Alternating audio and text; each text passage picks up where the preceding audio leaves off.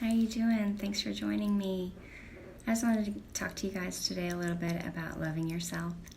This is something that I struggled with. I think it all started with some things in my past that I did that I never forgave myself about, and so I just beat myself up about it, and it just was really hard for me to love myself. But when I finally did, I started forgiving myself, and so it helped me to move on to a different place in my life. And I'm the only one that can change it. I changed, the way I felt and the way I felt about myself and the way I presented myself.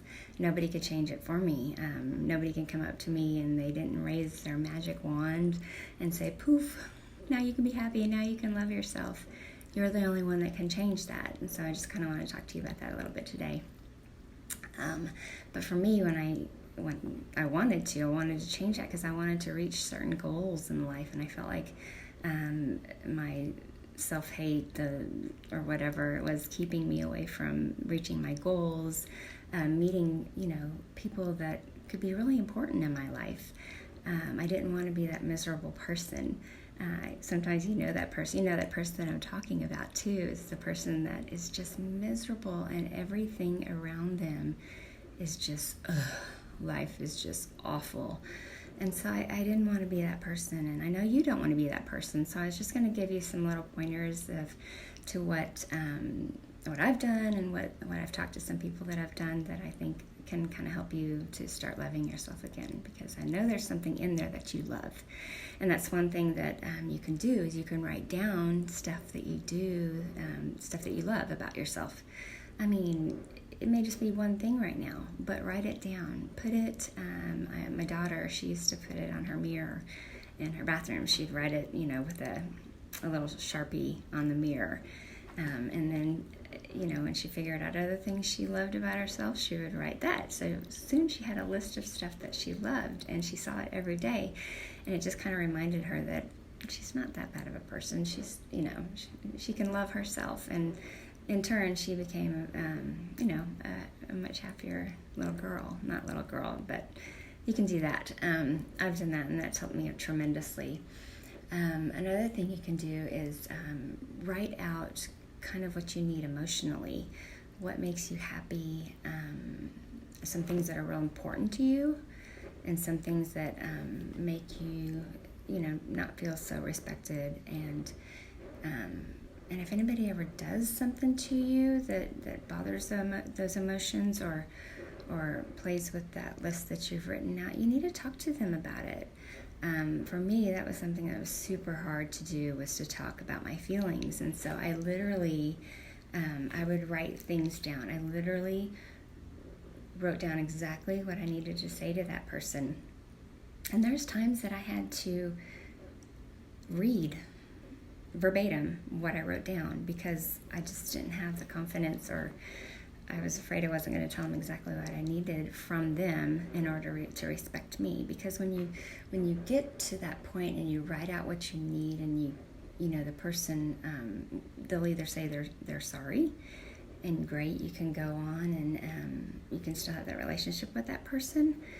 But if the person keeps doing the same thing over and over that's hurting you, you've got to figure out an aftermath. You can't be around people that are not going to respect and love you, because it brings you down, and it doesn't give you the respect for yourself. But when you do get that respect for them, it builds your self-esteem. And when you build your self-esteem, you can respect yourself more and love yourself more. Another thing you need to do, like I said, my past was huge factor in finding it hard to love myself. You've got to forget about your past. Sometimes it's so hard to do, but you've got to forget about that past. It's the past. And you've got so much in the future to live for.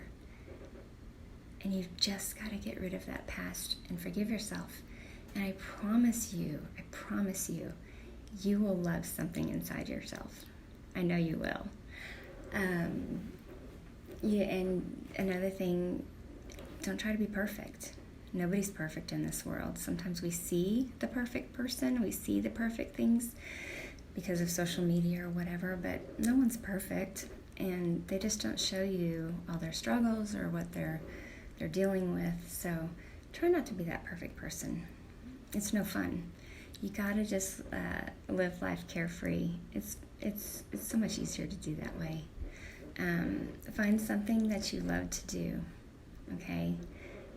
Whether it is reading a book, whether it is exercising, which that's something that was my thing that I love to do, exercising, and it just took my mind out of everything. So I would do that every day, whether it was 10 minutes or an hour, but I did something that I enjoyed to do that made me happy every single day.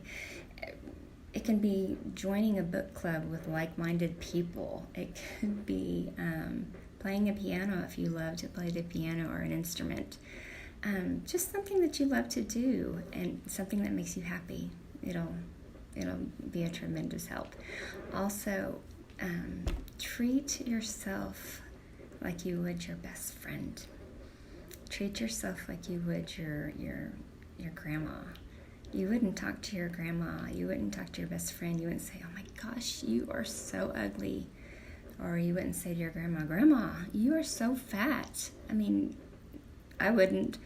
So don't talk to yourself. Don't talk so negatively to yourself. You got to build yourself up. Like I said, write those lists out. There's something that you love about yourself. Anyway, just a little thing for you to do this week. Find 5 things that you love about yourself. Thanks for listening.